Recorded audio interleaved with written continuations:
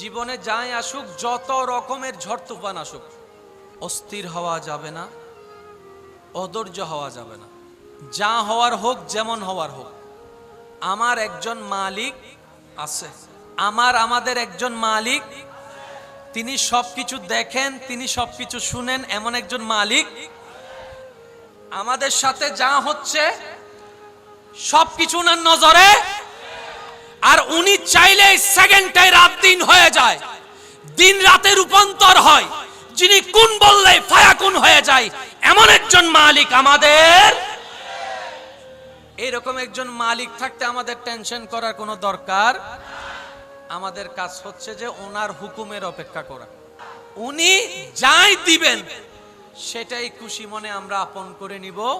অধৈর্য অস্থির হব না। চিৎকার দিয়ে বলেন ইনশাআল্লাহ। মনে রাখবেন, ধৈর্য এমন একটা নিয়ামত যেটার ফল আসবেই। ধৈর্যের ফল এটা আপনার চাচা, জেঠা, কাকা, মামা, যতই যারাই অত্যাচার করুক না কেন,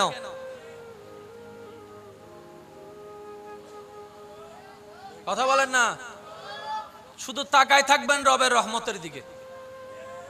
বিশ্বাস করেন ভাই, আপনার জন্য পৃথিবীর সবাই যদি দরজা বন্ধ করে দেয়, 100টা দরজা যদি বন্ধ হয়, রাস্তা বন্ধ হয়, লিখে রাখেন 1000টা দরজা রাস্তা আপনার আল্লাহ আপনার জন্য খুলে দিবেই দিবে। ধৈর্য এটাকে আলোকিত করে, ধৈর্য এটাকে মজবুত করে, ধৈর্য জীবনে টিকে থাকার জন্য একটা শক্ত ভূমিকা কাজ করে। ধৈর্য জীবনের অভিজ্ঞতাকে আরো পাকাপোক্ত করে। ধৈর্য মানুষ চিনতে সহযোগিতা করে। ধৈর্য আপনাকে সামনের কদম কিভাবে দিলে সুন্দর হবে সেটা আপনাকে শিখিয়ে দেয়। সেজন্য ধৈর্য ধরলে দুনিয়াতেও নিয়ামত, আখিরাতেও নিয়ামত।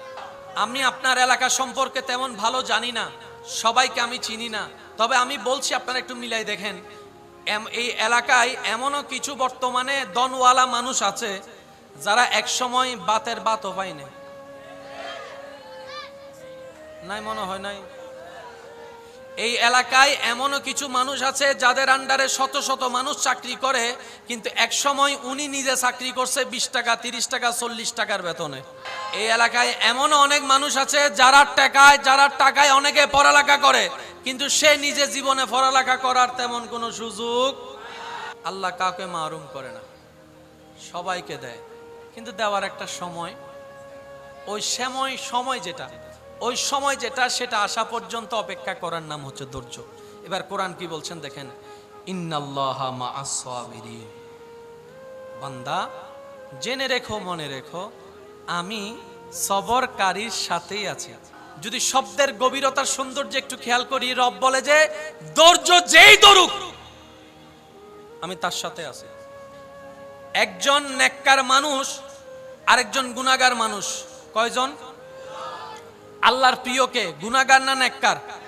কিন্তু কখনো যদি ওই নেককার মানুষ গুনাহগারের উপর জুলুম করে, তখন আল্লাহ কার সাথে? নেককারের সাথে নাকি গুনাহগারের সাথে?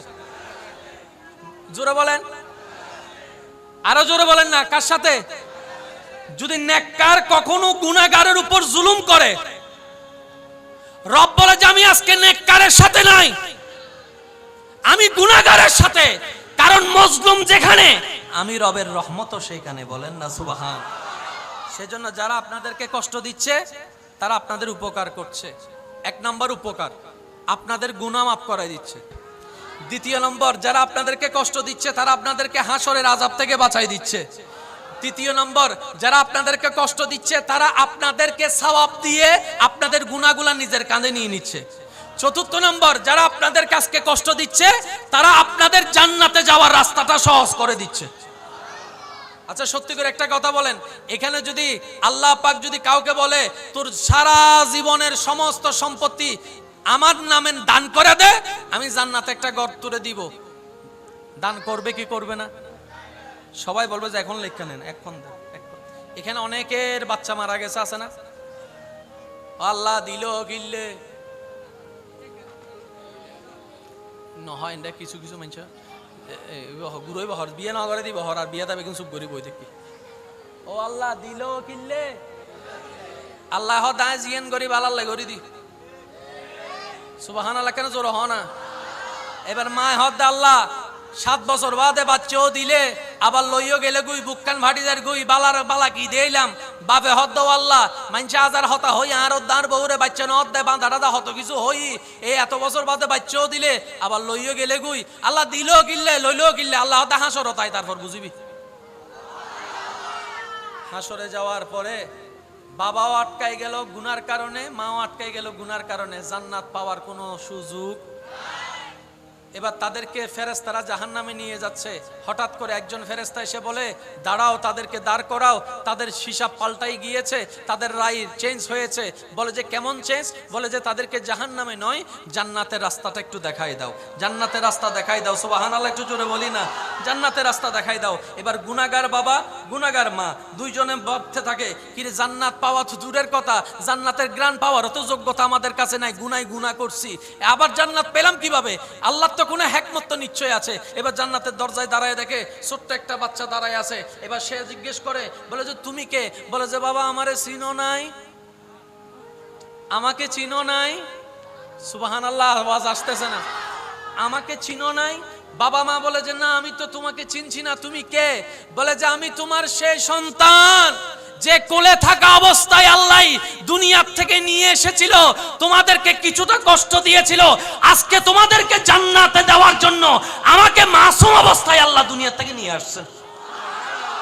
সেজন্য যাদের বাচ্চা মারা গিয়েছে আফসোস করেন না যার মাল উনি নিছে আর উনি বুঝে শুনেই নিছে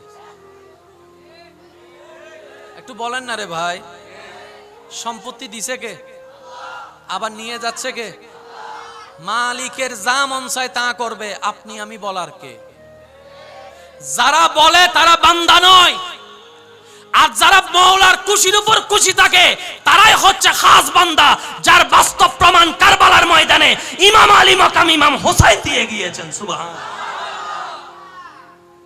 ইমাম হোসেন বলে রব পানি তৃষ্ণা লাগছে রব বলে যে হোসেন তুমি পানি না খেলে আমি খুশি হব রব বলে যে হোসেন তুমি পানি না খেলে আমি খুশি হব হোসেন বলে ইমাম হোসেন বলে আল্লাহ তুমি যদি খুশি হও আমি হোসেন আজকে না আজীবনই পানি খাওয়া তো দূরের কথা আমি স্পর্শ পর্যন্ত করব না কারণ মওলা বান্দার কাজই হচ্ছে রবকে খুশি করা রবকে খুশি করা রবকে খুশি করা। আপনার কি মনে হয় ইমাম হোসেন তৃষ্ণার্তভাবে দুনিয়ার থেকে গিয়েছেন না রে না এক তৃষ্ণা তো পানির তৃষ্ণা আশেকরা একটু খেয়াল করবেন এক তৃষ্ণা পানির তৃষ্ণা আরেক তৃষ্ণা প্রেমের তৃষ্ণা জগৎ দেখেছে ইমাম হোসেনের গলার তৃষ্ণার কথা জগৎ দেখেছে ইমাম হোসেনের বুকের তৃষ্ণার কথা আরেক তৃষ্ণা সেই তৃষ্ণার আড়ালে ছিল সেটা হচ্ছে আল্লাহকে দেখার তৃষ্ণা। আমাদের নজর হচ্ছে পানির দিকে ইমাম হোসেনের নজর হচ্ছে হনরহম হবর জাইলর এক তৃষ্ণা পানির তৃষ্ণা প্রথম দুইটু খাইলে ওরে যে শান্তি লাগে বাদশাহ অজ্ঞ ফানি তিয়েসে মরি যার গুই হাদেমত এক বোতল ফানি আছে হাদেমার হদ্দা ফানি ইন দে বাদশাহ হাদেমা হদ্দায় তোরে দিম ঠিক আছে অর্ধক রাজত্ব তাঁরে লিখি দে দিব না দিব সত্যি গ্রহণ দিব না দিব ওদাকে হাই লই অর্ধক তো আছে ফানি বেন জিনিস ওই রকম পানি তৃষ্ণা বুকের মধ্যে লালন করে ইমাম হোসেন অপেক্ষা করছে তারা যত দ্রুত শহীদ করার চেষ্টা করছে ইমাম হোসেন তার চাইতে অতি দ্রুত চলে যাওয়ার চেষ্টা করছে তারা মনে করছে আমরা মারতে আছি ইমাম হোসেন পরাজিত হবে ইমাম হোসেন বলে তোদের চোখে পরাজিত হতে পারলেই তো রবের চোখে জিতে যাব। মনে রাখবেন শয়তানের চোখে যে হারে রবের চোখে সে জিতে শয়তানের চোখে যে জিতে রবের রহমতের চোখে সে হারে। এবার জগৎ দেখে ইমাম হোসেনের ডাইনে পানি বলেন না বলেন ডাইনে পানি বামে পানি সামনে পিছনে পানি ফুরাত নদীর চারিদিকে পানি বন্ধ চারিদিকে পানি সবাই বলে যে ইমাম হোসেনের পানি নাই ইমাম হোসেন এখান থেকে বসে হাউজে কাউসারের পানি দেখতেছে ইমাম হোসাইন কারবালার ময়দানে দাঁড়িয়ে হাউজে কাউসার দেখতেছে। সুবহানাল্লাহ বলেন। যুদ্ধের ময়দানে একজন সাহাবা শহীদ হয়েছেন, একটু খেয়াল করবেন, শরীর মোবারকে তীর ঢুকছে, রক্ত প্রবাহিত, সামনে ছুরির আঘাত হয়েছে, পেট কেটে গেছে, প্রায় জীবন দুনিয়ার হায়াত শেষের পথে। তো ওনাকে কয়েকজন ধরে বসে আছে, ওনার চেহারায় এমন আলোকিত, এমন হাসি, আর একটু জোরে বলেন না সুবহানাল্লাহ। মুখে শাহাদাতের বাণী, এদিকে রক্তাক্ত দেহ, চেহারার মধ্যে কোনো ভয় নাই, টেনশন নাই, পরিবারের কোনো আশা চিন্তা নাই। উনি বলে আমি এখান থেকে বসে জান্নাতের চৌকাঠ দেখতে পাচ্ছি। এবার হাদিসকে যদি আপনি সামনে রাখেন, নেককার মানুষ দুনিয়া থেকে যাওয়ার আগে এক রকমের ফেরেশতা আসে, বদকার মানুষ যাওয়ার আগে ফেরেশতা আরেক রকমের আসে। ফেরেশতা আছে সত্য, আমরা দেখি, কিন্তু যার জান যাবে,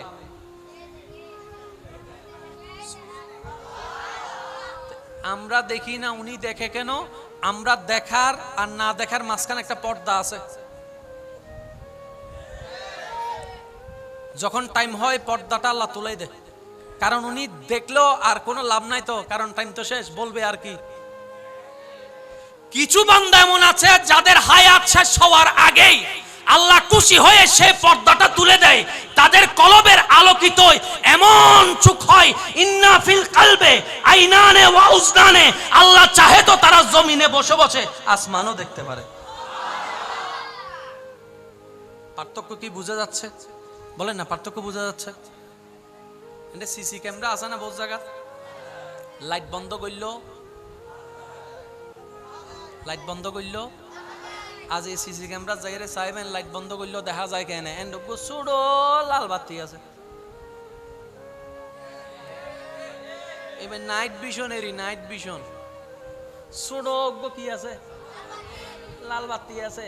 এই ছোট লাল বাতি বে এন আলোকিত এন ভাবে ক্যামেরা ডিজাইন করছি দে, লাইট বন্ধ করে দিল, মাথন না। মানুষের চোখ টর্চ মারলে চোখ জ্বলে না, বিলাই চোখ টর্চ মারি চাই, শিয়ালো চোখ, কুত্তর চোখ, আল্লাহ প্রত্যেক প্রাণী পশু অকল চোখ মিদি নাইট ভিশন ক্যামেরা দি দি না। সুবহানাল্লাহ, এবার আয়দন করে যাই এর হইন আর কেন আস্তে করে হন না। আর আঁধার হয়ে গেলে মোমবাতি ম্যাচ মোবাইল হুজি দি কেন?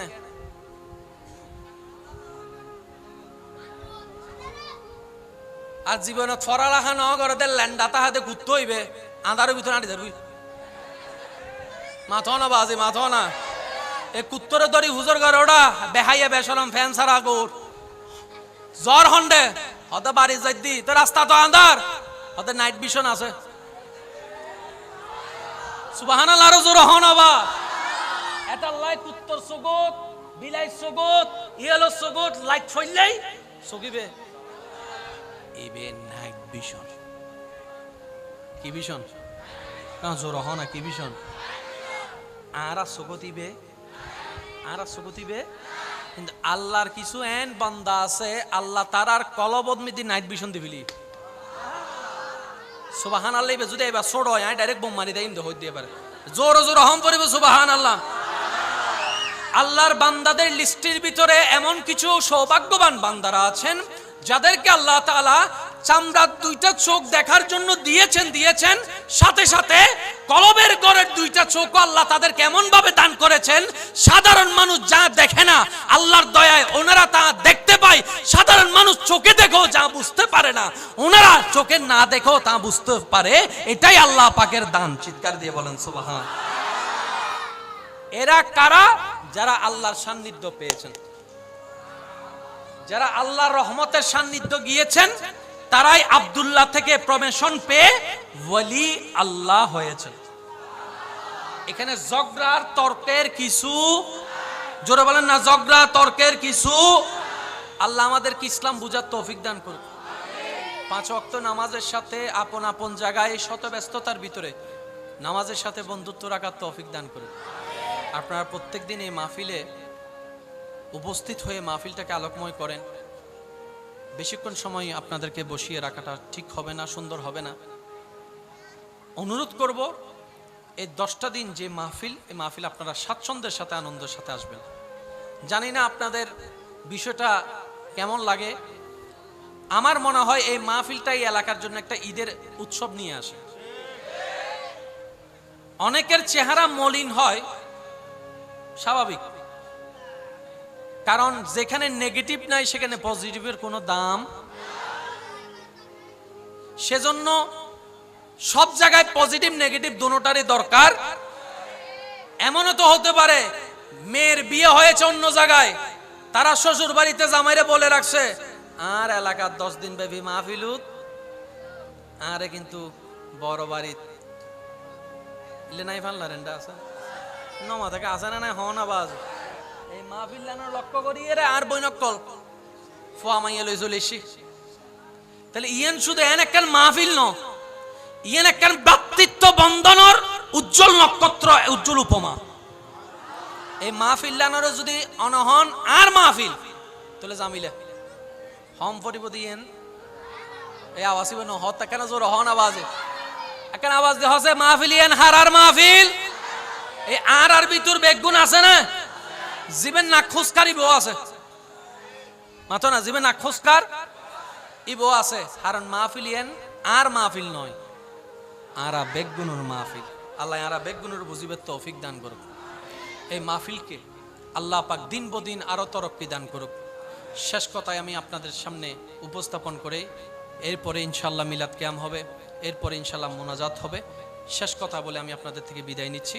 কথাটা একটু মনোযোগ দিয়ে শ্রবণ করবেন। ধৈর্য এটাকে আলোকিত করে, ধৈর্য এটাকে মজবুত করে, ধৈর্য জীবনে টিকে থাকার জন্য একটা শক্ত ভূমিকা কাজ করে, ধৈর্য জীবনের অভিজ্ঞতাকে আরো পাকাপোক্ত করে, ধৈর্য মানুষ চিনতে সহযোগিতা করে, ধৈর্য আপনাকে সামনের কদম কিভাবে দিলে সুন্দর হবে সেটা আপনাকে শিখিয়ে দেয়। সেজন্য ধৈর্য ধরলে দুনিয়াতেও নিয়ামত, আখিরাতেও নিয়ামত। আল্লাহ তাআলা আমাদের সবাইকে বুঝার তৌফিক দান করুক, আমিন। 5 ওয়াক্ত নামাজ পড়ার চেষ্টা করব, সবাই বলি ইনশাআল্লাহ।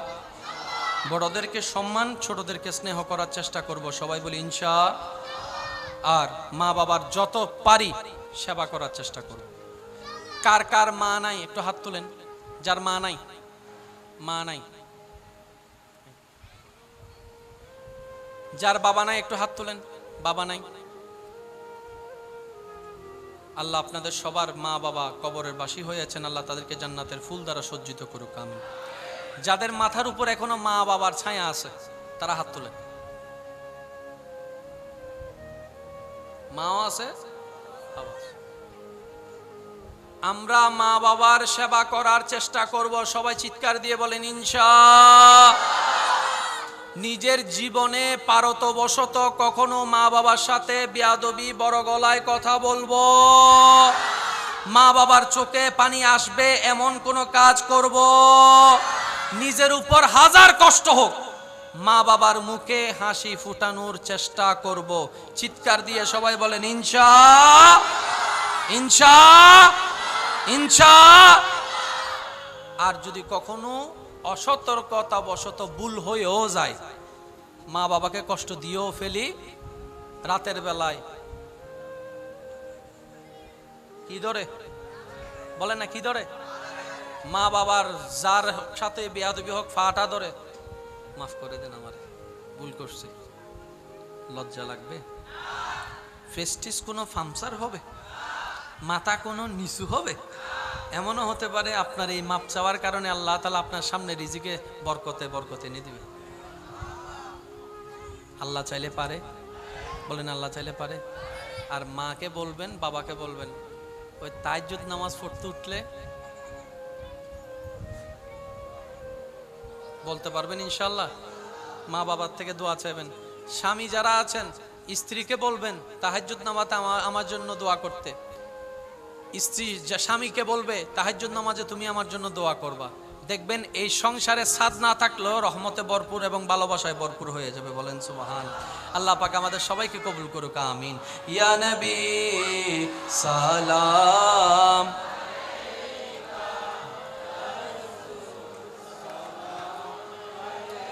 ইয়া হাবিব সালাম আলাইকা সালাম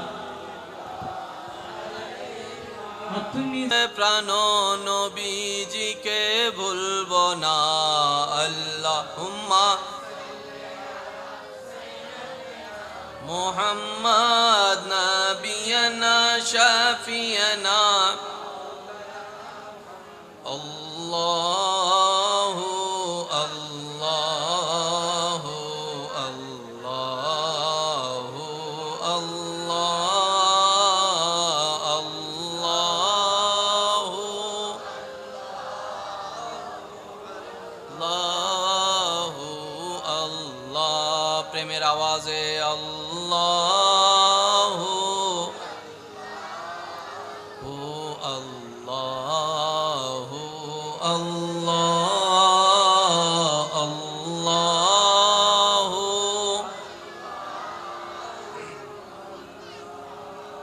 ও আল্লাহ।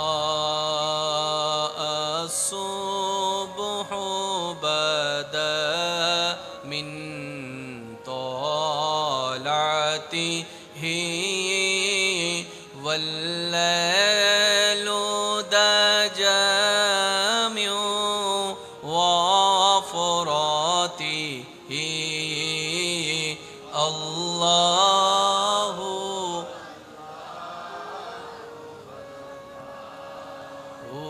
الله الله الله الله।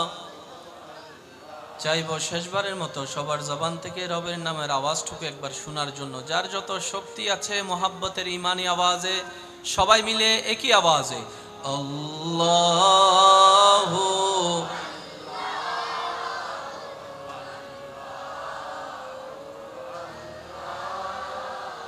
আল্লাহু আল্লাহু আল্লাহ।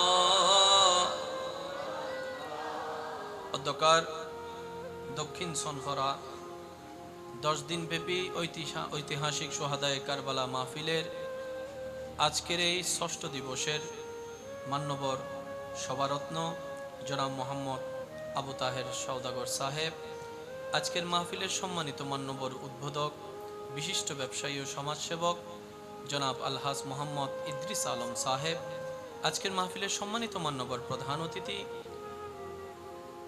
মানবতার সেবক গৌসিয়া কমিটি বাংলাদেশের 15 নং সনহরা ইউনিয়নের মান্যবর সভাপতি আলহাজ মোহাম্মদ আব্দুল গনি সওদাগর সাহেব সহ আমন্ত্রিত উলামায়ে কেরাম, বিশেষ করে যার নাতে রসুলের আওয়াজে আশেকদের অন্তর আলোকিত হয়, শায়ের জগতের উজ্জ্বল নক্ষত্র রৌনকে আহলে সুন্নাত শায়েরে আহলে সুন্নাত শায়ের মাওলানা মুহাম্মদ শহীদুল ইসলাম মিনহাজ সাহেব সহ আমন্ত্রিত ওয়াদিগার উলামায়ে কেরাম, উপস্থিত আল্লাহর প্রেমিক নবীর প্রেমিক ইমানদার ভাইয়েরা, উপস্থিত এলাকার মান্যবর ব্যক্তিবর্গ, মুরব্বিয়ানে এজাম, হাজিরানে মজলিস, আল্লাহর প্রেমিক নবীর প্রেমিক ইমানদার ভাইয়েরা, আসসালামু আলাইকুম ওয়া রাহমাতুল্লাহি তাআলা ওয়া বারাকাতুহু।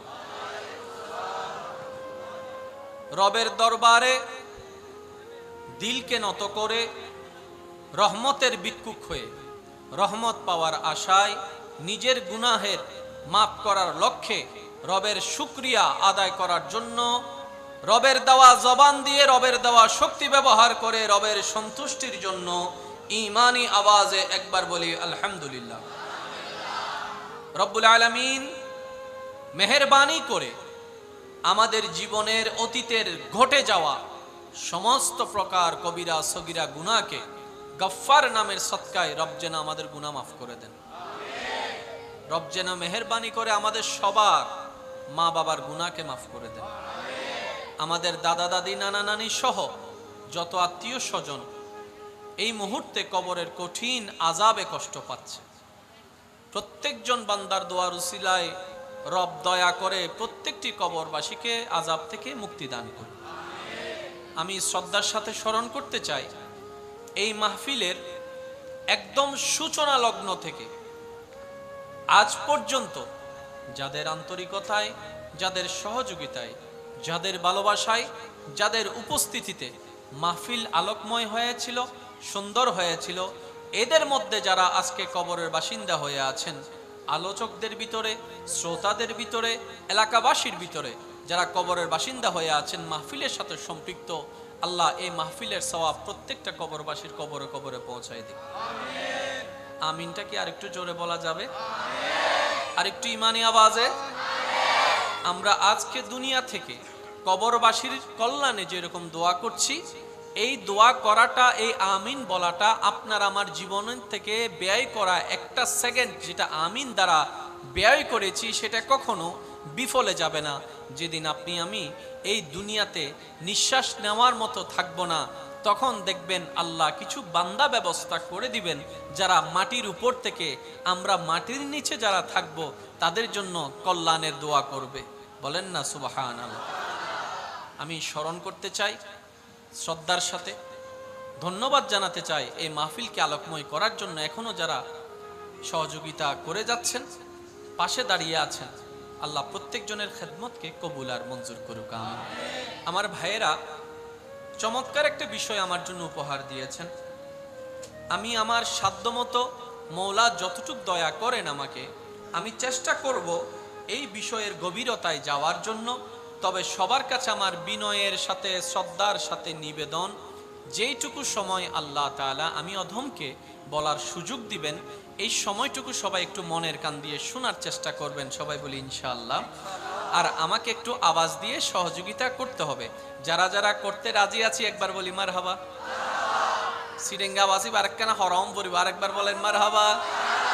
আল্লাহ পাক কবুল করুক, আমিন। এটার নাম কি? একটু সবাই মনোযোগ। এটার নাম কি? আপ টু বটম, শুরু থেকে শেষ প্রত্যেকটা হরফ রব্বুল আলামিনের কালাম।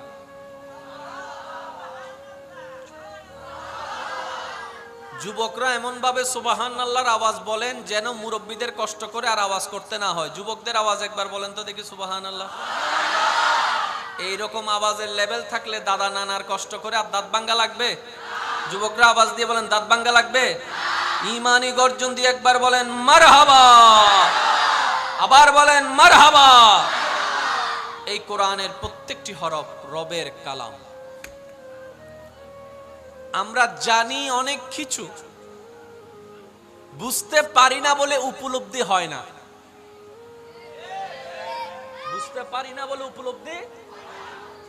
ভালোবাসার মানুষের দেওয়া মেসেজ চিঠির যত আন্তরিকতা, আকর্ষণ, ভালোবাসা থাকে, লেখাটা পড়ার জন্য, পড়া চিঠি যদি থেকে যায় 10 বছর পরে সেটা নিয়ে বুকে লাগায়। যেই টান, যেই আগ্রহ ভালোবাসার মানুষের লিখিত চিঠির মধ্যে থাকে, কারণ সেটা বুঝতে পেরেছে সেটা আমার ভালোবাসার, ভালো লাগার। ওই রকম টান কোরআনের প্রতি লাগে না কেন? ওই রকম টান কোরআন দেখলে লাগে না কেন? ওই রকম অনুভূতি কোরআনের আয়াত দেখলে অন্তর কম্পন হয় না কেন? আমরা কোরআনকে রবের কালাম নামে চিনেছি, দুর্ভাগ্য আমাদের রবের কালামের গুরুত্ব আমরা বুঝতে পারি না। এই কথা বলেন ঠিক কিনা? সেজন্য অনেকের ঘরে গিয়ে দেখবেন কোরআনের উপর দুল পড়ে আছে। একমত হলে বুঝে বুঝে উত্তর দেন, ঠিক না বে ঠিক? অনেকের ঘরে এমনও আছে কোরআনটা মাসের পর মাস পড়ে আছে, কেউ পড়া তো দূরের কথা, স্পর্শ পর্যন্ত করার সময় হয় না। অথচ এই কোরআনের রব্বুল আলামিন এমন ভাবে সজ্জিত করে দিয়েছেন, তিবিয়ানুন লিকুল্লি শাই। এই কোরআনকে আল্লাহ তাআলা এমন ভাবে সাজিয়ে দিয়েছেন, জালিকাল কিতাব লা রাইবা ফি। এই কোরআনকে আল্লাহ তাআলা এমন ভাবে সাজিয়ে দিয়েছেন, আর রহমান আল্লামাল কোরআন, ইয়াসিন ইয়াসিন ইয়াসিন। রব বলে কোরআনকে যদি ধরে রাখতে পারো, নবীর প্রেমকে সাথে নিয়ে, আমি আল্লাহ কোরআনকে সাজিয়ে দিয়েছি এমন সুসজ্জিত ভাবে পৃথিবীর সবাই সব প্রশ্নের মধ্যে গিয়ে আটকাই গেল, কোরআন যারা বহন করবে তারা কখনো আটকাই থাকবে না। চিৎকার দিয়ে বলেন সুবহানাল্লাহ। এই কোরআনকে ধরার মতো আমরা ধরতে জানি? ধরেছি প্রত্যেকবারই হাত দিয়ে, দিল দিয়ে। যদি একমত হন একটু আওয়াজ দেন না। কোরআনকে হাত দিয়ে 1000 বার ধরেছি।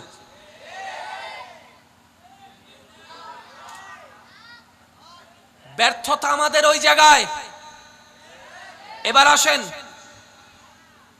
জগৎ বিখ্যাত পাওয়ারফুল ব্যক্তি যার কাছে থাকে তার সামসাও তো এলাকায় এসে মুখ ফুলাই চলে। কোন পদে নাই, সামসা সনহরার মাটিতে তার পা পড়ে না। লিডার তার কোটিপতি, সে কোটিপতি নয়, কিন্তু ওই লিডারের সাথে থাকতে থাকতে,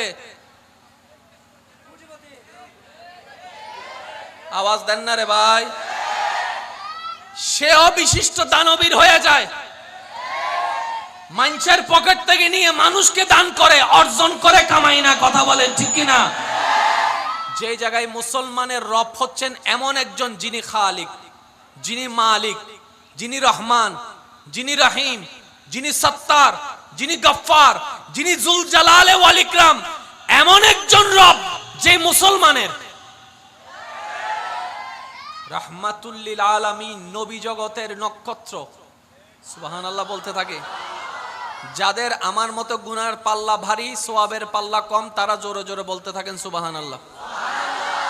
এমন একজন নবী পেয়েছি যিনি নবী জগতের উজ্জ্বল নক্ষত্র। এমন একজন নবী পেয়েছি যিনি নবী জগতের মধ্যে রাজ মুকুট। যেমন একজন নবী পেয়েছি যিনি হাবিবুল্লাহ, যিনি রাহমাতুল লিল আলামিন, যিনি রাউফুর রহিম, যিনি ইমামুল মুরসালিন, যিনি খাতামুন নবিয়িন, যার বেড়াতে যাওয়াটা হয় মেরাজ। নবীর উম্মতের আওয়াজ লাগবে, আরো জোরে বলেন সুবহানাল্লাহ। যার বেড়াতে যাওয়াটাই মেরাজ, যার বাহনটা হয়ে যায় বোরাক, যার বাহন হয়ে যায় বোরাক, যার ঘুরতে যাওয়া কদম রাখা হয়ে যায় জান্নাত। এইরকম একজন নবী পেলাম, ওই রকম একজন রব পেলাম, এরকম একটা কিতাব পেলাম। এত কিছু শ্রেষ্ঠ পাওয়ার পরে পিছনে কেন আমরা? প্রশ্নটা যদি নিজেকে একবার করি, উত্তরটা হনসে দোষ হার। দোষ কাদের? দোষ কাদের? ব্যর্থতা কাদের? কমতি কাদের?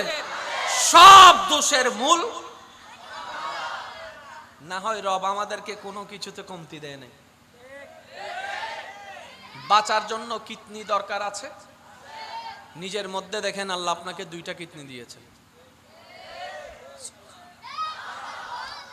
আরেকটু জোরে বলেন। বান্দা আমি 2টা দিয়েছি, তোর ঘরের মালিকও 2টা জেনারেটর দিবে না ভাড়া করে? যে একটা নষ্ট হলে আমার কাস্টমাররা কষ্ট পাবে, আরেকটা দিয়ে দিলাম, স্পেয়ার দিবে না। আমি রব দিয়েছি 2টা কিডনি, সুন্দরভাবে তাল মেলে 50-50 চলবে। কোনো কারণে যদি একটা, তোর সমস্ত ব্যর্থতার কারণে যদি কোনো কারণে একটা নষ্ট হয়েও যায়, আরেকটা দিয়ে চালাই নিতে পারবি, আরেকটা দিয়ে চালাই নিতে পারবি। দেখার জন্য চোখ দরকার, একটা দিয়েও দেখা যায়, আরেকটা দিয়েও দেখা যায়। রব বলে যে আমি একটা দিব না, 2টা চোখ দিয়ে দিলাম দেখার জন্য। সুবহানাল্লাহ। বান্দারে শোনার জন্য কেউ তোরে ডান থেকে ডাকবে, কেউ তোকে বাম থেকে ডাকবে, কেউ তোকে সামনে থেকে ডাকবে, কেউ পিছন থেকে ডাকবে, কেউ কর্নার থেকে ডাকবে। কোন দিকের আওয়াজ আসলে কোন দিকে তাকাবি সেটা শোনার জন্য কানের দরকার। আমি রব তোকে 2টা কান দিব, একটা দিব না। এক সাইডে শুনবি আর এক সাইডে শুনবি না আমার বান্দা, তা হতে পারে না বান্দা। তোকে আমি কানও 2টা দিয়ে দিলাম। সুবহানাল্লাহ। পাও তোকে 2টা দিলাম, হাতও তোকে 2টা দিলাম। বান্দারে স্পেয়ার করে আমি এমন ভাবে তোর ভিতরে দিয়েছি যাতে তোর এই গুনাহ কোনো কিছুর মধ্যে কমতি জিনিসটা অনুভব না হয়। আমি রব আহসানুল খালক তোকে সুন্দরভাবে সজ্জিত করে দিয়েছি। বলেন সুবহানাল্লাহ। আসেন, দাড়ি পাল্লার নিয়ম কি? যতটুক জিনিস ততটুক, এটাকে কি বলেন আপনারা? বাটকারা, বাটকারানি বলেন না? হর ওই তারা কি শিল শিল শিল বাটকারা, শিল বাটকারা। এদিকে যদি 50 কেজি হয়, এদিকে থাকবে 50 কেজির শিল, তখন কাটা হবে? একটু সবাই বলেন কাটা হবে? 50 কেজি ওলা চাউল, এদিকে যদি 40 কেজির শিল হয়,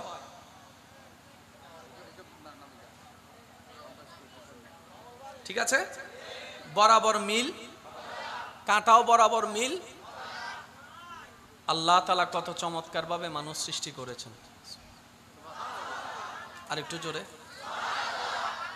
এখানে যারা হেঁটে এসেছেন, আজীবন যারা হেঁটেছেন, কখনো খেয়াল করেছেন কিনা জানি না, আপনার হাঁটার সাথে যে হাঁটার সাথে পা চলে, পায়ের সাথে হাতের সামঞ্জস্য কখনো খেয়াল করেছেন কিনা আমি জানি না। খেয়াল করলে দেখবেন আপনার ডান পা যখন সামনে থাকে, বাম হাত তখন পিছনে থাকে। ঠিক হইলে সওয়াব পাইবেন, না হইতে পারে, কিন্তু সুবহানাল্লাহ হইলে বহুত সওয়াব। আর নান যারা গুনাহগার তালাই তারা হইতে সুবহানাল্লাহ হইবে না, যারা সওয়াব বাড়ি গিয়ে তারা নহইলেও চলিব, চাই গুনাহগার কল হই বলো চাই সুবহানাল্লাহ। আপনার যখন ডান পা সামনে, বাম হাত আপনার, বাম পা যখন সামনে যায়, ডান হাত তখন পিছনে চলে যায়। আজকে এখান থেকে যাওয়ার সময় আমি অদমের কথাটা একটু ট্রাই করে দেখবেন। 5টা সেকেন্ড দাঁড়িয়ে ডান হাতের সাথে ডান পা মিলাই মিলাই চলার চেষ্টা করবেন, তখন মনে হবে যে আর্মি হাঁটতেছে। আমি কি বুঝাতে পারছি কথা?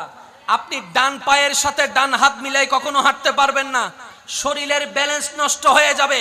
এই পর্যন্ত যতজন পা দিয়ে হেঁটেছেন, কেউ ব্রেন দিয়ে এটা প্ল্যানিং করে করেন নাই, ডান পা সামনে দিলে আমি বাম হাত পিছনে রাখবো, বাম পা সামনে দিলে ডান হাত পিছনে রাখবো, কেউ প্ল্যানিং করে হাঁটেননি।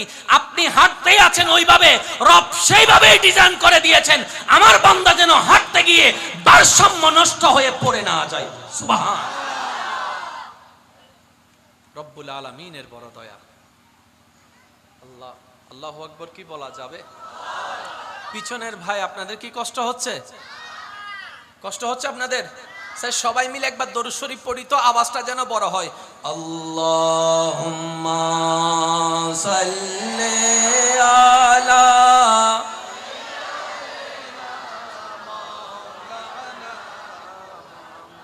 ওয়া আলা আলি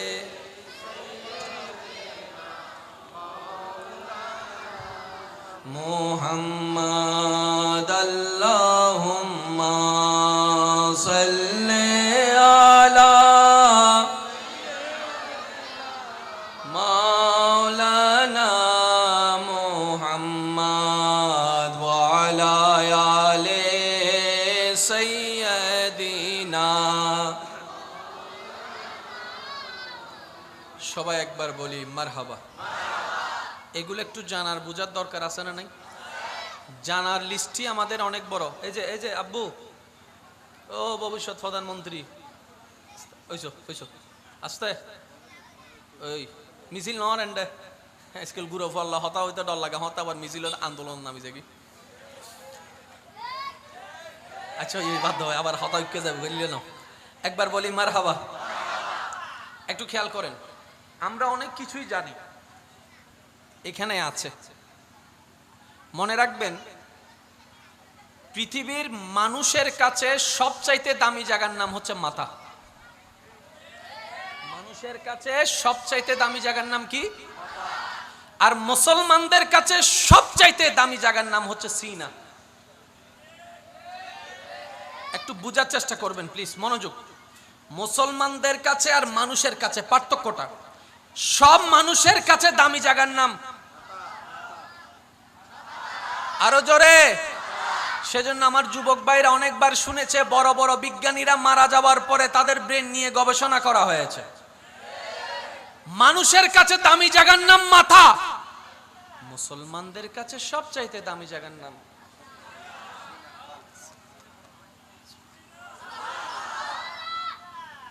পৃথিবীর সাধারণ মানুষ যা স্ট্রোক করে সব এইখানে করে, আর হাসরের ময়দানে ইজ্জত পানেওয়ালা, জান্নাত যাদেরকে খুঁজে, রবের প্রিয় বান্দা যারা হয়, তাদের সবচাইতে দামি জায়গা হচ্ছে সিনা। ওই সিনায় তারা সমস্ত নিয়ামতকে স্টক করে। একটু বুঝার চেষ্টা করবেন।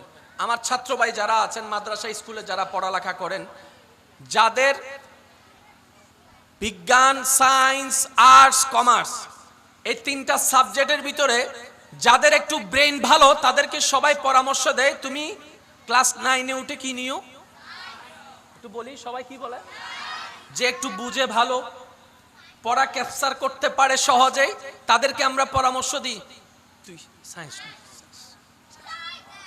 আর আমার মতো যারা 10-12 একবার মুখস্থ করতে পারে না, তারা সায়েন্স নিতে গেলে স্যারে বলে তুই নিজের মাথাও নাই আর গো হাইবেলাবি মাথাও না বাজি, মাথাও না। যাদের ব্রেন ভালো তাদেরকে আমরা সায়েন্সের দিকে কেন দিই?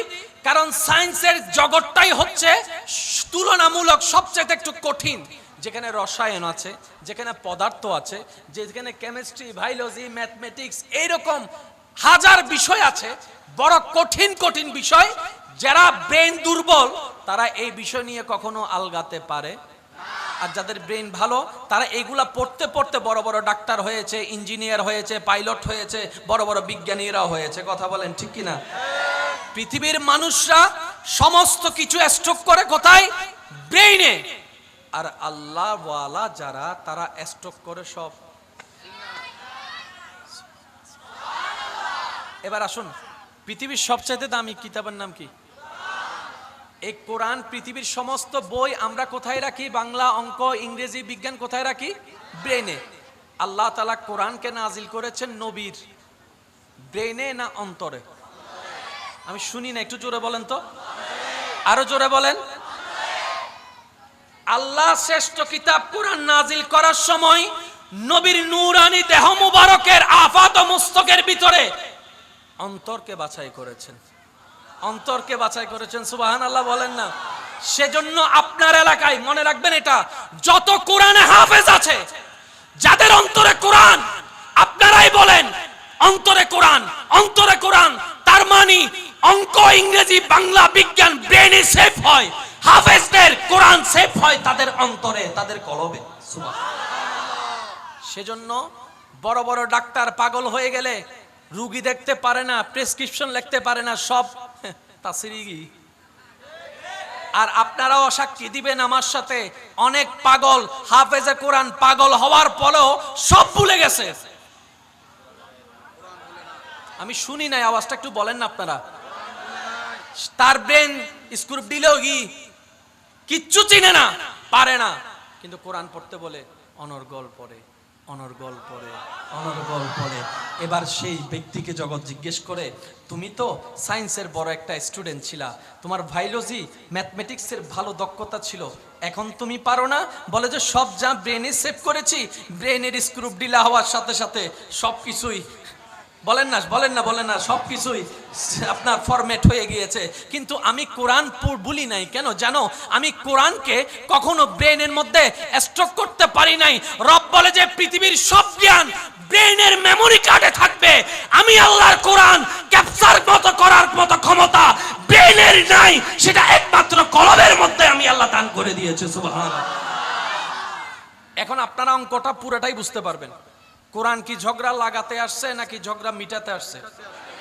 কোরআন কি অশান্তি করতে আসছে নাকি শান্তি করতে আসছে? তো কাদের কারণে কোরআন দ্বারা শান্তি প্রতিষ্ঠা হবে? মনে রাখবেন, যাদের কোরআনটা হৃদয়ে থাকবে, হৃদয়ের চোখ দিয়ে যারা কোরআন পড়বে। কোরআনের সাথে কানেকশন কি ব্রেনের না হৃদয়ের? একটু সবাই বলেন না, কোরআনের সাথে কানেকশন কি ব্রেনের না হৃদয়ের? ব্রেন দিয়ে কোরআন বোঝা যাবে। আপনি আমি কোরআন যতবার খুলি না, তার চাইতে অনেক বিজ্ঞানী বিধর্মীরা এর চাইতে বেশি কোরআন খোলে, কিন্তু তাদের এখনো ভিতরে নূর আসে, কারণ কোরআন ব্রেন দিয়ে বোঝা যাবে। সেজন্য আল্লাহ তাআলা আমাদেরকে পরামর্শ দিয়েছেন, ওয়াকুনু মা'আস সাদিকিন, নামাজি নামাজ পড়ে আমার বন্ধুর সাথী হয়ে যাও। সুবহানাল্লাহ, আরো জোরে বলতে হবে। রোজাদার রোজা রেখে আমার বন্ধু প্রিয় মানুষ তালাশ করে তাদের সাথী হয়ে যাও। রব তোমার প্রিয় বান্দা কারা? তোমার প্রিয় বান্দা কারা?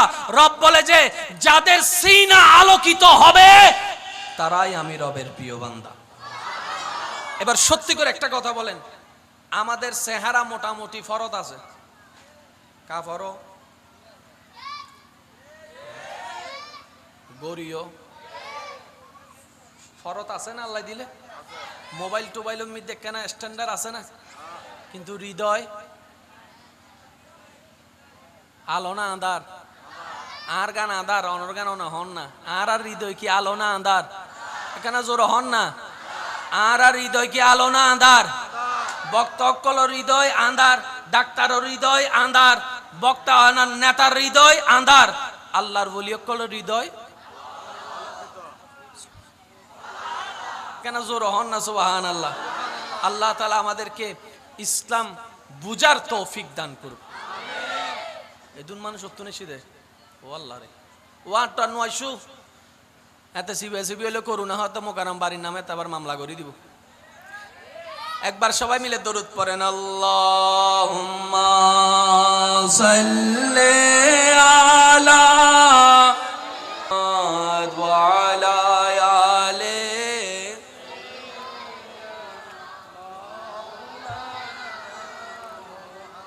সবাই একবার বলি আলহামদুলিল্লাহ। ভাইয়া মনোযোগ আছে আপনাদের সবার? একটু একটু হাত তুলে দেখেন, মনোযোগ আছে সবার? নারায়ে তাকবীর, নারায়ে তাকবীর, নারায়ে রিসালাত। একবার বলেন মারহাবা। এই দুইটা কথা মনে রাখবেন। মানুষের দামি জায়গার নাম, এটা ভুলে গেলে হবে না। মানুষের দামি জায়গার নাম, মুসলমানদের দামি জায়গার নাম।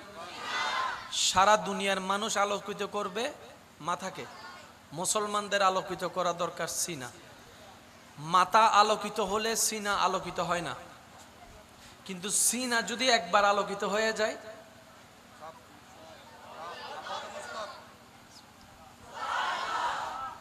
ইন্না ফিল জাসাদে মুদগাতু, রাসূল পাক সাল্লাল্লাহু আলাইহি ওয়াসাল্লামের হাদিসে পাককে যদি একটু প্রেমের চোখ দিয়ে দেখে গবেষণা করে দেখেন, তাহলে দেখবেন এই জায়গাটা সবচাইতে দামি জায়গা। আচ্ছা, ওনার এলাকার মধ্যে কেন হতা ফসলন তাইলে কেন হইন আবে সাবকল যারা কোরআনে হাফেজ হয় তারা মানুষ কেন হতা হয়, ওরা মরলে মেডিয়ে বেগিন হাই ফেলায় আবেজর সিডেঙ্গে যারাই তারা হ বাজি রঙ্গকল সুখ গরিতা হ গ্রাম্য মানুষের কেন হতাল দি ফসলন আবে সাবর বেগিন হাই মাথন বাজি কি হদে আবে সাবকল কি না হয়। এবার আবেজর হুজুর করে ওড়া তুই তো বেগিন হাই বলি না হাই দিয়েন কি হদে জানলে কোরআন আছে। যেখানে কোরআন থাকে, যেখানে সাহেবে কোরআন রাহমাতুল লিল আলামিন থাকে, যেখানে কোরআনের বাণী দাতা কালামুল্লাহ রব থাকে, এই জায়গা হচ্ছে, বলেন এই জায়গা কি? সেজন্য মনে রাখবেন, নামাজ যতক্ষণ আমরা পড়ি, নামাজ পড়ে যে বেতনটা আমরা পাই সওয়াব, সেটা আমরা জমাই কোথায়? ভাই একটু বলেন না, কোথায় কাঁদে? কোথায় কোথায়? রোজা, হজ, যাকাত, জিকির। আমি ওলামায়ে কেরামের একটু দোয়া চাচ্ছি। আমাদের ব্যর্থতা এই জায়গায়, আমরা যা জমানোর সবচাইতে বেশি জমাইছি কাঁদে, কিন্তু আমাদের লকার ছিল সিনাই। এখন আপনারা বুঝতে পারবেন নামাজি কখনো বাটপার হতে পারে। আপনাদের ঈমান যেটা বলে সেটা একটু বলবেন। নামাজি কখনো বাটপার হতে পারে, নামাজি কখনো সুদখোর হতে পারে, নামাজি কখনো অন্যের জায়গা দখল করতে পারে, নামাজি কখনো জুতা চুরি করতে পারে, নামাজি কখনো মসজিদের ভিতর বেয়াদবি করতে পারে, নামাজি কখনো মানুষের নামে বদনাম দিয়ে বনি দিয়ে বিয়ে ভাঙতে পারে। আরো জোরে বলেন না পারে? নামাজি কখনো মানুষের কষ্টের কারণ হতে পারে। কিন্তু আপনি আপনার এলাকায় দেখেন, আমি আমার এলাকায় দেখি, যে যার এলাকায় দেখি, অনেক এমন কাজ আছে নামাজও পড়ে, নামাজও পড়ে, মানুষের জাগাও নাই মনে হয়, এটা আওয়াজ দেন নাই মনে হয়। নামাজও পড়ে, এক সপ্তাহের জন্য টাকা নিয়ে 10 বছরও টাকা দেয়। নামাজও পড়ে, সূরা আবার জালও করে, নামাজও পড়ে আবার সুদও খায়, নামাজও পড়ে আবার মা বাবার সাথে বেয়াদবিও করে, নামাজও পড়ে আবার ভাইয়ের সম্পত্তিও দখল করে, নামাজও পড়ে মানুষের রাস্তাও দখল করে, নামাজও পড়ে মানুষের পানি বন্ধ করে দেয়, নামাজও পড়ে হজও করে আসছে, নামের আগের আলহাজও আছে, আবার বাটফারির মধ্যে এক নাম্বারও আছে। এবার আমি আপনাকে প্রশ্ন করি, নামাজিতে এগুলা হতে পারে না, আর এগুলা যারা করে তারা কখনো নামাজি হতে পারে না। আরে ব্যাপারটা কোথায়, ব্যাপারটা কোথায়? তখন উত্তর আসবে, যারা নামাজি আপনারা চিনেন তারা নামাজি আলাদা, হৃদয়ে সিনায় নামাজ নেওয়ালা আলাদা। আমি একটু ব্যাখ্যা করতে চাই, যেহেতু এই জিনিসটা আবার ক্লারিফাই না করলে আপনারা ভুল বুঝাটা একটু সহজ হয়, আমাদের সঠিক বুঝাটা একটু কম হয়। মানুষ সহজে যেটা করে যেটা বুঝে সেটার নাম হলো ভুল। ও মাতো না, ঠিক না?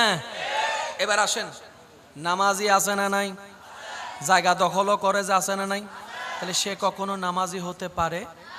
সে কি নামাজ পড়ে নাই? পড়েছে। এই নামাজ পড়ে নিয়ামতটা কোথায় রেখেছে? বলেন না কোথায়? আরো জোরে বলেন কোথায়? কিন্তু রাখা দরকার ছিল, বলেন রাখা দরকার ছিল। এই জায়গায় আমরা ভুল করছি, বুঝতে পারছি? আমাদের করা দরকার ছিল এখান হয়ে একটু আমার সাথে সাথে, যদি কষ্ট না হয়, যাদের শিকার আগ্রহ আছে তারা একটু আমাকে রিপ্লাই দিবেন। মনোযোগ আছে সবার ইনশাল্লাহ? একটু বলেন লা ইলাহা লা ইলাহা, মাশাআল্লাহ, একটু জোরে জোরে লা ইলাহা। এবার বলেন গুনাহ হইছে না সওয়াব? জোরে বলেন গুনাহ হইছে না সওয়াব? এই সওয়াব জমে কোথায়? আমার আপনার সবার ডান কাঁধে যে ফেরেশতা আছে ওনার কাছে হচ্ছে কি লেখা? সওয়াব লেখা। লা ইলাহা ইল্লাল্লাহ পড়েছি, সেটার সওয়াব ডান কাঁধের ফেরেশতা লিখেছে। এবার বলেন লা ইলাহা ইল্লাল্লাহর ভিতর একটা নূর আছে না নাই? কোরআনের ভিতর নূর আছে না নাই? আওয়াজ আরো বড় লাগবে, কোন নূর আছে না নাই? রুকুর মধ্যে নূর আছে না নাই? সিজদার তাসবির মধ্যে নূর আছে না নাই? ওযুর মধ্যে নূর আছে না নাই? সূরা ফাতিহার মধ্যে নূর আছে না নাই? কোরআনের শুরু থেকে শেষ মধ্যে নূর আছে না নাই? কাবা শরীফ দেখার মধ্যে নূর আছে না নাই? লাব্বাইক আল্লাহুম্মা লাব্বাইক বলার মধ্যে নূর আছে না নাই? রোজার ভিতরে নূর আছে না নাই? তো সওয়াব তো কাঁধে জমাইলাম, নূরটা জমাইতে। এই জায়গায় সাধারণ মানুষ আর আল্লাহর ওলিদের পার্থক্য। সুবহানাল্লাহ নহর আজ এ বোঝন আর গাইল দাদা আছে, ফিসুর কোনো হতুন আছে বাংলার গাইল টাইল তার বাংলার আছে না? এ আছে বলে হর হইতে কষ্ট হচ্ছে না তো আপনাদের? সত্যি করে ইমান আমানে বলেন, এইসব বিষয়গুলো একটু জানার বোঝার দরকার আছে। সমস্ত উলামায়ে কেরাম এবং মুরব্বীদের দোয়াকে মাথার উপর ছাদ বানিয়ে আমি চেষ্টা করছি, ওয়ামা তৌফিক ইল্লা বিল্লাহ, রব আমাকে যতটুকু দয়া করে। সাধারণ বান্দা আর আল্লাহর ওলি, আল্লাহ বান্দার পার্থক্য এখানে। সাধারণ মানুষে যা জমায় সব আল্লাহ ওয়ালারা যা জমায় কাঁধ হয়ে। সেজন্য আমরা কোরআন পড়ি, আমাদের অর্থ হয় একরকম, যখন সেই কোরআন আল্লামা রুমি দেখে। সুবহানাল্লাহ, আমি এখনো শুনি নাই। সেই কোরআনের আয়াতের উপর যখন জালালউদ্দিন সুয়ুতির নজর পড়ে, সে কোরআনের আয়াতের উপর যখন পীরানে পীর দস্তগীর আব্দুল কাদের জিলানির নজর পড়ে, সে কোরআনের আয়াতের সামনে আয়াত যখন হিন্দাল ওয়ালি গরিবে নামাজের সামনে চলে আসে, সেই কোরআন যখন ইমাম গাজ্জালি পড়ে, তখন অর্থ হয়ে যায় ভিন্ন, শূন্যওয়ালা হয়ে যায় ভিন্ন, তাফসীর হয়ে যায় ভিন্ন, ব্যাখ্যা হয়ে যায় ভিন্ন। আরে পার্থক্যটা কোথায়? বলে যে ব্রেন দিয়ে কোরআনের ব্যাখ্যা ভিন্ন, হৃদয়ে ধারণ করা ব্যক্তিদের কোরআনের ব্যাখ্যা ভিন্ন হয়ে যায়। আমরা সব ধারণ করি কোথায়? ও মাতো নবাই হন্ডে। আর আল্লাহ ওয়ালারা সব ধারণ করে। আসেন, নামাজ কয় ওয়াক্ত? ফজর, জোহর, আসর, মাগরিব। এই পাঁচটা নামাজ ফরজ, বান্দা পড়লে আল্লাহ খুশি হয়। আর একটা নামাজ আছে সূরা নামাজ, গোপন নামাজ, আল্লাহর বেশি প্রিয়। এই নামাজটা কোনটা? আমি শুনি না, একটু সবাই মিলে বলেন। তাহাজ্জুদ পড়া কি ফরজ? ফরজ নয়, কিন্তু আল্লাহর বেশি প্রিয়। 5 ওয়াক্ত ফরজ আল্লাহর ভালো লাগে বান্দা পড়লে, কিন্তু তাহাজ্জুদ পড়লে আল্লাহ আরো বেশি খুশি হয়। ব্যাপার কি? রব বলে যে 5টা ফরজ আমি রবের হুকুম, আমার বান্দা হুকুম পালন করেছে, আর তাহাজ্জুদ আমি তারা পড়তে বলি নাই, ফরজ করি নাই, তারা আমি ঘুমাইতে বলেছি। সে আমারে রাজি করার জন্য নিজের ঘুমকে হারাম করে না যায় নামাজে দাঁড়ায় গিয়েছে। সেজন্য নফল ইবাদত আল্লাহর বেশি প্রিয়। সুবহানাল্লাহ। আমি শুনি না আরো জোরে। রবের সান্নিধ্যের যে বিষয়টা, শুধু এই শব্দটার দিকে যাওয়ার চেষ্টা করছি। 5 ওয়াক্ত পড়লে আল্লাহ যতটুকু খুশি হয় বান্দার উপর, 5 ওয়াক্ত পড়ার পরে যারা গোপনে তাহাজ্জুদ পড়ে তাদের উপর আল্লাহ আরো বেশি খুশি হয়। মনে রাখবেন, জান্নাতে যেতে গেলে সওয়াবের দরকার না গুনার দরকার? সওয়াব কাকে বলে, গুনাহ কাকে বলে? এক কথাই মনে রাখবেন, বান্দার যেই কাজে রব খুশি এটার নাম সওয়াব, বান্দার যেই কাজে শয়তান খুশি এটার নাম গুনাহ। একদম সহজ কথা। বান্দার যেই কাজে আল্লাহ খুশি, কষ্ট যদি না হয় একটা আওয়াজ দেন কি? বান্দার যেই কাজে শয়তান খুশি এটার নাম গুনার পাল্লা বাড়ি হলে জাহান্নাম, সওয়াবের পাল্লা বাড়ি হলে জান্নাত। সওয়াব কাকে বলে? রবকে খুশি করার নামে সওয়াব। তার মানে জান্নাতে যেতে গেলে একটাই কাজ করতে হবে, সেটা হচ্ছে রবকে খুশি করা। রবকে কি করা? খুশি করা। এবার আওয়াজ দিয়ে বলেন, বান্দা নামাজ পড়লে রব কি হয়? আওয়াজটা আরো বলে রাখবে, রব কি হয়? বান্দা যখন রমজানে রোজা রাখে রব কি হয়? হজ যাকাত করলে রব কি হয়? নফল রোজা রাখলে রব কি হয়? বান্দা যখন জানের চাইতে বেশি আল্লাহর হাবিব নবীকে ভালোবাসে রব কি হয়? আরো জোরে বলেন, রব কি হয়? বান্দা যখন সাহাবাকে সাহাবার মর্যাদা দেয়, আহলে বায়াতকে হৃদয়ে ধারণ করে সেই ভালোবাসা দেয়, তখন রব কি হয়? বান্দা যখন আল্লাহর নিয়ামত প্রাপ্ত বান্দাদেরকে সম্মান করে, তাজিম করে, মোহাব্বত করে, রব কি হয়? বান্দা যখন মা বাবাকে সম্মান করে, রব কি হয়? এর রব খুশি হলে হয় সওয়াব। অঙ্ক জটিল নয়, শুধু একটু বুঝতে হবে যে 2 যোগ 2 ওয়ান মাথা আরো জোরে 2 যোগ 2। এই অঙ্ক যত সহজ, এর চাইতে আল্লাহ ইসলামকে সহজ করেছেন। ইসলামকে বেজার লাগাইছে, কিন্তু ইসলামে না। এই দোষী না নহদ দোষ ডাইরেক্ট সুবগিরে আরো জোর অহম পরিব দোষার বেজার লাগাইছি, ফেঁস লাগাইছি, গুতাগুতি করছি। ইসলামের মধ্যে বিন্দু পরিমাণ কোনো বেজাল। আল্লাহ পাক আমাদের সবার সিনাকে আলোকিত করুক। কি চমৎকার ভাবে আল্লাহ ইসলাম সাজাইছেন, কিভাবে বুঝাই ভাই আপনাদেরকে। আমরা এখন যে দুনিয়ায় আছি, যে জান্নাতের চাওয়া আপনার আমার চাওয়া স্বপ্ন, সে জান্নাত এবং দুনিয়ার মাঝে 2টা স্টেশন আসে। একটার নাম কবর, একটার নাম হাসর। একটার নাম কবর, একটার নাম। এই 2টার সামনে ফেস হওয়া ছাড়া কি কেউ জান্নাতে আমরা যেতে পারবো? কারো পক্ষে সম্ভব? আপনি শুনলে অবাক হবেন, চমৎকার বিষয়। এই 2টা স্টেশনের মধ্যে 2 রকমের পরীক্ষা নেওয়া হবে সবার। কবরের পরীক্ষা একরকম, হাসরের পরীক্ষা আরেক রকম। মনে রাখবেন, হাসরে যাওয়ার পরে আপনাকে আমাকে প্রশ্ন করা হবে, ওই প্রশ্নপত্র ধরন হবে আমল নিয়ে। কি নিয়ে? আমল নিয়ে। আর কবরের মধ্যে যে প্রশ্ন করা হবে সেই প্রশ্নপত্র ধরন হবে ঈমান নিয়ে। কি নিয়ে? এবার বলেন, আমল থাকে কোথায়? সিনাই না কাঁধে? আমল আমল আমল লেখে যে ফেরেশতাগুলা কোথায়? তাহলে আমল থাকে কোথায়? আওয়াজ দিয়ে বলেন, আমল থাকে কোথায়? ভালো আমল ডান কাঁধে, খারাপ আমল বাম কাঁধে। এবার বলেন, হাসরে হবে আমলের হিসাব, আমল থাকে কোথায়? কাঁধে। আর ঈমান থাকে কোথায়? জোরে বলতে হবে, ঈমান থাকে কোথায়?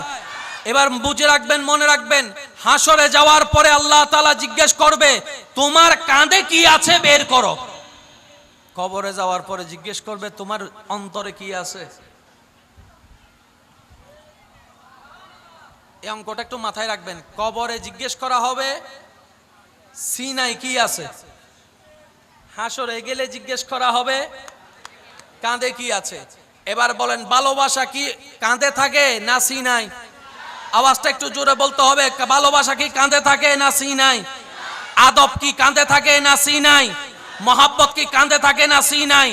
সেজন্য বলা হয়েছে লা ঈমানা লিমান লা মুহাব্বাতা লাহু লা ইউমিনু আহাদুকুম হাত্তা আকুনা হাব্বা ইলাইহি মিন ওয়ালাদি ওয়া ওয়ালাদি ওয়ান নাস আজমাইন। আমার ভাইয়ের যে তাকদীরের মধ্যে তেলাওয়াত শুনেছেন, ইন কুনতুম তুহিব্বুনাল্লাহ ফাত্তাবিউনি ইউহিব্বুকুমুল্লাহ, সমস্ত কিছুকে অ্যানালাইসিস করে দেখবেন নবীর ভালোবাসার প্রতি আল্লাহ যে তাগিদ দিয়েছে। আল্লাহ বলে আমার নবীকে সিনায় রাখবা, বলেন না সুবহানাল্লাহ। নবীর স্থান মানুষের, আওয়াজটা একটু বড় করে দিতে হবে, নবীর স্থান উম্মতের সিনায়, আল্লাহ পাকের স্থান বান্দাদের সিনাতে। কবর পার কাঁধের হিসাবে জান্নাত হলে, নেক আমল হলে হাসর পার হয়ে যাবে, বলেন না সুবহানাল্লাহ। কবরে হাসরে